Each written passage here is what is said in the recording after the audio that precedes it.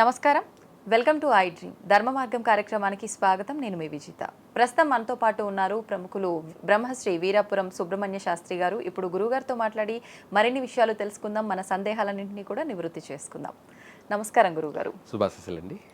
గురుగారు, ఇప్పుడు మనకు అమ్మవారి నవరాత్రులు ప్రారంభం కాబోతున్నాయి. అవునండి. అయితే ఒక్కొక్కరు ఒక్కొక్క రూపంగా, అమ్మవారు శక్తి ఒక్కటే అయినా ఆమె రూపాలు ఒక్కొక్క రూపాన్ని ఒక్కొక్క రోజుగా మనం ఆరాధిస్తూ ఉంటాం. అవునండి. ముఖ్యంగా గాయత్రి అమ్మవారిని ఆరాధించే వాళ్ళు కూడా ఉంటారు. అవును. వాళ్ళు ఆరాధించాలి అంటే ఏ రకంగా ఆరాధించవచ్చు అంటారు ఈ నవరాత్రుల సమయంలో? చాలా మంచి విషయం అండి. నవరాత్రులు అన్నది మనకు 9 రోజులు, అంటే 9 రాత్రులు, నవదుర్గలు. ఆ, ఈ యొక్క ప్రతిరూపం ఏంటి అంటే నవగ్రహాలే నవదుర్గలు. ఓకే. ఇందులో నవనాగులు కూడా. నవనాగులు కూడా. నవనాగులు కూడా. అయితే ఇవన్నీ ఏంటి, కొత్తగానేం లేదు. ఇవన్నీ మన ఆగమశాస్త్ర ప్రకారంగా, శాస్త్రయుక్తంగా ఆదిగా అనాదిగా జరుగుతున్నటువంటివి. అయితే వీళ్ళందరూ కూడా నాగదేవతల రూపంలోనూ అమ్మవారిని నవనాగులను పూజించిన నవరాత్రులు అమ్మవారిని పూజించినట్టే. నవగ్రహాలను పూజించినా కూడా నవదుర్గలను పూజించినట్టే. నవదుర్గలను పూజించినా కూడా ఇటు నవనాగుల్ని ఇటు నవగ్రహాలని పూజించినట్టే. అయితే ప్రధానంగా ఇక్కడ మనకి ఏంటంటే వీటి అన్నిటికీ కూడా ఆ నవరాత్రుల్లో ప్రధానమైనటువంటి దేవి లేదా మాత, ఈ సృష్టికి మూలమైనటువంటిది గాయత్రీదేవి. సృష్టికి మూలమైంది అంటే ఏంటంటే ఈ విశ్వంలో ఉన్నటువంటి సర్వ సకల జంతు జీవ జలరాశులు అన్నీ కూడాను ప్రాణం. ఈ ప్రాణమే గాయత్రి. దాన్ని ప్రాణాయామము, మనం చేసేటువంటి ప్రాణాయామము. ఈ యొక్క ప్రాణము జీవం అంటారు దాన్ని, జీవనాడి. ఈ జీవనాడి అంతా కూడాను వేదమాత అయినటువంటి గాయత్రీదేవి. ఇదేమిటంటి విశ్వరూపం, అనంతమైంది. అనేక రూపాలు వస్తూనే ఉంటాయి. కానీ ఈ రూపాలన్నీ కూడాను ఆ గాయత్రి దేవి నుంచి వచ్చినటువే అనేక రూపాలు. ఈ నవదుర్గలు కూడాను, ఈ నవదుర్గలు కూడాను వీళ్ళందరికీ మూలమైందే గాయత్రి. ఇప్పుడు మనకు నేనే ఉన్నాను, నాలో ప్రాణం ఉంది అంటే ఆ ప్రాణమే గాయత్రి. దానికి మనం ప్రాణాయామం చేస్తూ ఉంటాం కదా. ఈ ప్రాణాయామం ఏంటంటే సంకల్పంలో మనకు ప్రధానంగా ఆరోగ్యము, మన ఆయుష్ అన్నది చక్కగా మనం 1000 ఏళ్ళు జీవించాలని, సంపూర్ణంగా ఆరోగ్యంతో ఆయుష్తోటి జీవించాలని చేసేటువంటిదే ప్రాణాయామము. ఆ ప్రాణాయామము గాయత్రీదేవి.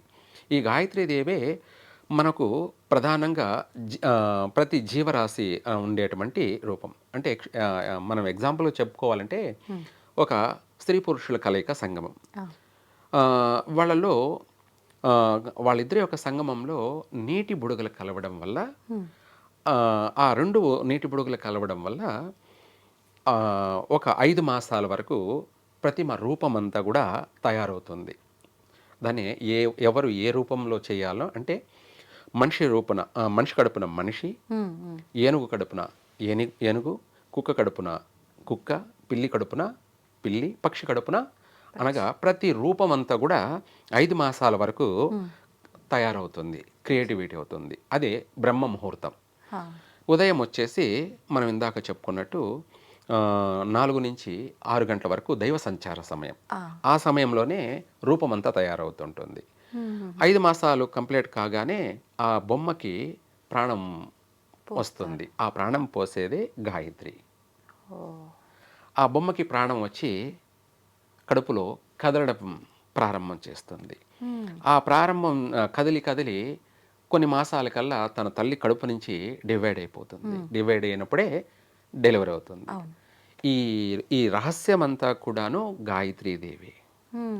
అంటే ఇందాక మనం చెప్పుకున్నట్టు ప్రతి ఏ రూపంలో ప్రాణం అనేది ప్రవేశించాలో ఆ రూపం అంతా ప్రవేశించి వాళ్లకు ఆరోగ్యాన్ని, ఆయుష్ని, అందాన్ని, ఆహార్యాన్ని అన్నిటినీ కూడా కలగచేసేదే గాయత్రీదేవి. ప్రధానమైనటువంటి తల్లి. ఆమె నుంచి వచ్చినటువంటి రూపాలే అనేక రూపాలు. ఆది మూలం ప్రారంభం ఏకో గాయత్రీ ఛందః. వేదంలో కూడా ఏకో గాయత్రి ఛందః అంటే ఏకో అంటే ఒకటే స్త్రీ, ఒకటే మాత, ఒకటే తల్లి, ఆమె గాయత్రి. ఆమె నుంచి వచ్చినటువంటి రూపాలే ఇవన్నీ కూడాను. ఓకే. అందులో ఒక్కొక్క ప్రత్యేకంగా అనగా 1 by 1 అంటే ఒక్కొక్కరు ఒక్కొక్క విశిష్టతో కూడుకున్నటువంటి దేవి, దేవతలు. వాళ్ళ విశిష్టతని మనము ఆ నవరాత్రుల్లో పూజించడం అనేది జరుగుతుంది. అందులో మనం ప్రధానంగా పూజించవలసింది గాయత్రీ దేవిని. ఈమెను పూజించినప్పుడే మనకు సంపూర్ణమైనటువంటి ఆయుష్ కలుగుతుంది, ఓకే. ఆరోగ్యం కలుగుతుంది, మనలో అందం కూడా పెరుగుతుంది, అంటే గ్లో వస్తుంది. ఓకే. మనలో ఉన్నటువంటి ఒక పీడ చీడలు అన్నీ కూడా వైదొలిగిపోయి మనలో ఉన్న ముచ్చుముఖం లాంటివి ఏదైనా ఉంటాయి కదా, కళాహీనం ఉంటాయి కదా, ఇవన్నీ కూడా వైదొలిగిపోతూ వాళ్ళల్లో తెలియనటువంటి ఒక పాజిటివ్ గ్లో అనేది వస్తుంది. ఆ గ్లో రావడానికి కారణమే గాయత్రీదేవి. ఆ గాయత్రీదేవి వల్ల, ఆ ప్రాణాయామం వల్ల మనలో అందము, ఆరోగ్యము, ఆయుష్, ఐశ్వర్యము, అనేకమైన అన్నీ కూడాను మనకు సిద్ధిస్తాయి. ఆ నవరాత్రుల్లో ప్రధానంగా ఎక్కువగా గాయత్రీ దేవిని పూజిస్తే సకల సౌభాగ్యము కలుగుతుంది. ఆ నవరాత్రుల 9 రోజులు అమ్మవారిని పూజించవచ్చు. అందులో గాయత్రీ దేవిని ప్రత్యేకంగా పూజించినట్టయితే ప్రతి ఒక్క ప్రాణి ప్రశాంతంగాను, మనశ్శాంతిగాను, సంతోషంగాను జీవించడానికి మార్గం ఉంటుంది. ఈ గాయత్రీ దేవిని మనము ఆ రాత్రి వేళ వీలైనంత వరకు ఈ మంత్రాన్ని కూడా పఠించవచ్చు. ఓం హంస హంసాయ విద్మహే పరమహంసాయ ధీమహి తన్నో హంస ప్రచోదయాత్. రాత్రి సమయంలోనా గురుగారు? అవును, రాత్రి. ఎందుకంటే నవరాత్రులే కదా, రాత్రి మనము రాత్రి అంతా కూడా మేల్కొని ఈ అమ్మవారికి పూజ చేస్తే విశేషమైన ఫలితాలు కలుగుతాయి. ఈ మంత్రాన్ని ఈ నవరాత్రులు 9 రోజులుగా పఠించినట్టు అయితే మూల మంత్రాలు వాళ్ళకి విద్య ఎంతటి ఆటంకాలున్నా కూడా అవన్నీ కూడా వైదొలిగిపోయి ఉన్నత విద్య ప్రాప్తి, అంటే మంచి విద్యలో రాణించడము, మంచి జ్ఞానం పెరగడము, వాళ్ళకు అనేక విషయాల్లో కూడా 6th సెన్స్ అంటాం కదా మనం, అలా వాళ్ళకు గుర్తుండిపోవడము, ఇవన్నీ కూడా కలుగుతాయి రాత్రి వేళ ఈ మంత్రాన్ని ఎక్కువ శాతం పఠించగలిగితే. తర్వాత వాళ్ళకు సంపూర్ణంగా ఆయుష్ కూడా ఏర్పడుతుంది. అంటే ప్రతి మనిషికి ఇన్ని సంవత్సరాలకు ఒకసారి గండం అనేటివి ఉంటాయన్నమాట. ఆ గండాలు కూడా వైదొలిగిపోతాయి ఈ మంత్రశక్తి వల్ల. ప్రాణం పోవాల్సింది కూడా చిన్న గాయంతో వైదొలిగిపోతుంది. అలా వాళ్ళకి సంపూర్ణ ఆయుష్ కలుగుతుంది. ఉన్నత విద్యలో రాణించగలుగుతారు, వాళ్ళు మంచి ఉన్నత ఉద్యోగంలో కూడా స్థిరపడగలుగుతారు. ఇలా వాళ్ళకు అనేకమైనటువంటి యోగం కలుగుతుంది. ఈ గాయత్రీ దేవిని ఈ నవరాత్రుల్లో విశేషంగా పూజించినట్టయితే విశేషమైనటువంటి ఫలితాలే కలుగుతాయి. వాళ్ళ జీవితం 3 పువ్వులు 6 కాయల్లా దినదినం అభివృద్ధి చెందుతుంది.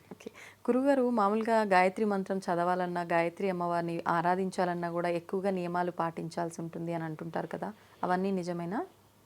వాస్తవంగా చెప్పాలంటే ఇక్కడ చాలా రకాలుగా చెప్పుకుంటుంటారు. అసలు ఆడవాళ్ళు అసలు మంత్రం పఠించకూడదు అంటారు. వేదమాతే స్త్రీ. ఇవి నీకు నచ్చినట్టు నువ్వు చెప్పడం, నాకు నచ్చినట్టు నేను చెప్పడం, ఇంకొకరికి నచ్చినట్టు వాళ్ళు చెప్పడం, అంటే ఏదో ఒకటి డిఫరెంట్ చెప్పాలి కాబట్టి చెప్పడం, లేదంటే క్రియేటివిటీ చేయడమే తప్ప ఇది ఒకరి సొత్తు కాదు. ప్రపంచంలో సర్వమానవాళి పఠించవలసినటువంటి మంత్రం ఇది. బ్రహ్మత్వం ఉన్న వాళ్ళే పఠించాలనా, మిగతా వాళ్ళు పఠించకూడదా అంటే అక్కడ చాలా తప్పు. ఎందుకంటే వాడు కూడా జ్ఞాని కావాలి, వాడు కూడా అభివృద్ధి చెందాలి. ఇక్కడ సర్వ సకల మానవ కళ్యాణం కోసం ఉపయోగపడేదే ఈ మంత్రం. అందరికీ ఉపయోగపడని మంత్రం ఎందుకు? అందరికీ ఉపయోగపడినప్పుడే అందరూ కూడా అదే సర్వే జన సుఖినో భవంతు. గురుగారు, కరెక్టే. కాకపోతే మంత్రం మనం చదివేటప్పుడు ఆ చదివే విధానం ఎక్కడ అంటే మనం ఎక్కువగా పలకాలి, తక్కువగా పలకాలి, లేదంటే పలికేటప్పుడు ఏదైనా పదం తప్పు పలికినా కూడా మళ్ళీ వాస్తవం ఫలితం లేకపోవు దోషం వస్తుంది. వాస్తవమే. అదే అందుకనేసే దాని సాధన తీసుకోవాలి. అందుకే కదా గురువు గారు అంటే బ్రహ్మత్వం కలిగిన వాళ్ళు, యజ్ఞోపవీతం ఉన్నవాళ్ళు, అదే వాళ్ళనే పండితులను సంప్రదించి వాళ్ళ దగ్గర మంత్రోపదేశం తీసుకుని పఠించినట్టయితే శుభప్రదంగా ఉంటుంది. ఇప్పుడు లేదు చదవలేదు అనుకునే వాళ్ళు విన్నా అదే రకమైన ఫలితం పొందొచ్చు అంటారా? అందుకే కదా వాళ్ళని గురువు అనేది. ఆమ్, ఇప్పుడు మమ్మల్ని గురువు అనేది అదే. మనము మానవ కళ్యాణం కోసం ఉపయోగపడినప్పుడే మనం కూడా గురువు, పండితులం. మనం ఎదుటివాడి అభివృద్ధికి మనం ఉపయోగపడినప్పుడు అవును. నేను వేస్టే, వాళ్ళు వేస్టే. మ్మ్. అదే సర్వే జన సుఖినో భవంతు అంటే అందరూ బాగుపడాలి, అందులో నేను ఉండాలి. ఉండాలి. అది ప్రధానమైనటువంటిది. ఇక్కడ మనం ఈర్ష్య, ద్వేషాలు, అసూయాలు తో మనం ఉండకూడదు. సర్వ మానవాళి అభివృద్ధి కోరుకున్నప్పుడే తనే పండితుడు, పండితుడు. మహాపండితుడు. పండితుడు కూడా కాదు, మహాపండితుడు అంటే అతను మహాజ్ఞాని, బ్రహ్మజ్ఞాని, ఒక సౌమ్యుడు. అందరికీ ఉపయోగపడినప్పుడే తనను అన్ని విధాల మనం గౌరవించడం, పూజించడం కూడా జరుగుతుంది అటువంటి వాళ్ళని. ఓకే గురుగారు, మరి ఇప్పుడు నవరాత్రుల టైంలో అమ్మవారిని ఆరాధించాలి అని అంటే ప్రత్యేకమైన పూజా విధానం ఏమైనా ఉండాలా? మనం నిత్య పూజ చేసుకున్న మాదిరిగా చేసుకుని మంత్రం చెప్పుకుంటే సరిపోతుందా? అంటే ప్రత్యేకంగా అంటే మన నియమాలు అనేది క్రమశిక్షణ ఉండాలి. ఓకే. అంటే ఉదయం స్నానం చేసి మళ్ళీ సాయంత్రం కూడా మళ్ళీ స్నానం చేయాలి. ఓకే. అయితే ఇక్కడ విషయం ఏంటంటే సాయంత్రం నవరాత్రుల్లో సాయంత్రం కూడా తలస్నానమే చెయ్యాలి. ఎందుకంటే 2 పూట్ల కూడా తలస్నానం ఆచరించాలి తప్పకుండా. సాయంత్రం చేయకూడదు అని అనడానికి లేదనమాట. ఎందుకంటే తన శరీరం నుంచి చెమట, జిడ్డు, మలినం అన్నీ ఏర్పడతాయి కాబట్టి మనం చేసే పూజ కాడ దుర్వాసన వచ్చే అవకాశం ఉంటుంది. అది నెగిటివ్, అది ఒక నెగిటివ్. మన శరీరం నుంచే నెగిటివ్ వెలువడుతుంటుంది. అప్పుడు మనం అపవిత్రం అని అర్థం. పూజకు పనికిరాని పువ్వు. ఏమిటి? పూజకు పనికిరాని పువ్వు. వాడిపోయిన పువ్వును మనము పూజకి పెడతామా? అట్లాగే మన శరీరం అంతా కూడా చెమట, మలినము, దుమ్ము, ధూళి, డస్ట్ ఇవంతా కూడా కూడుకొని ఉంది కాబట్టి మనం అలాగే పొద్దున చేశాను కదా నేను చాలే అని చెప్పి పూజ కూర్చొని చేసినట్టు అయితే ఆ పూజ పనికిరాదు. మామూలుగా తలస్నానం ప్రతి నిత్యం కూడా ఆడవారికి అవసరం లేదు, తప్పు లేదు, అలాగే దీపారాధన చేయొచ్చు, కంఠం వరకు అది నిత్య పూజా కార్యక్రమం, దానికి మాత్రమే వర్తిస్తుంది. అది ఈ నవరాత్రులు ప్రత్యేకం కదా, నవరాత్రులు ప్రత్యేకంగానే చెయ్యాలి.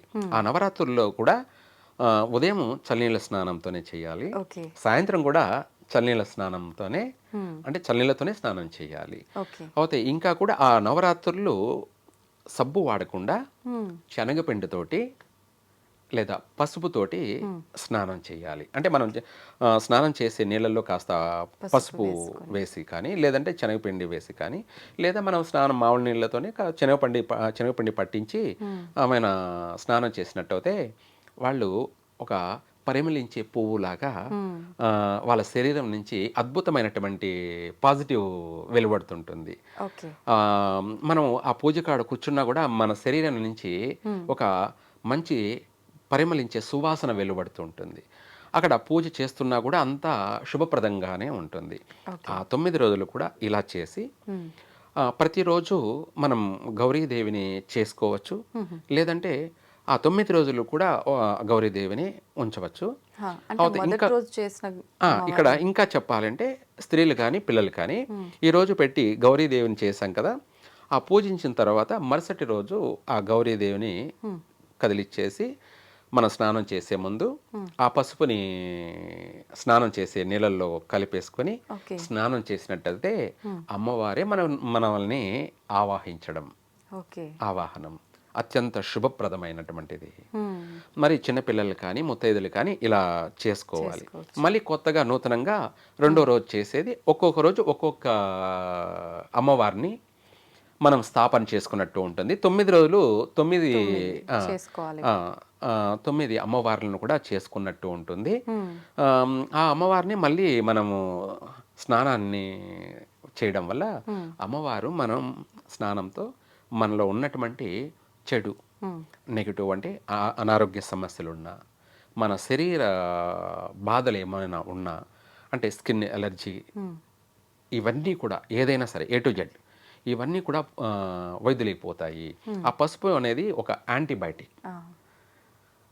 అందులోనూ అమ్మవారి ప్రతిరూపం.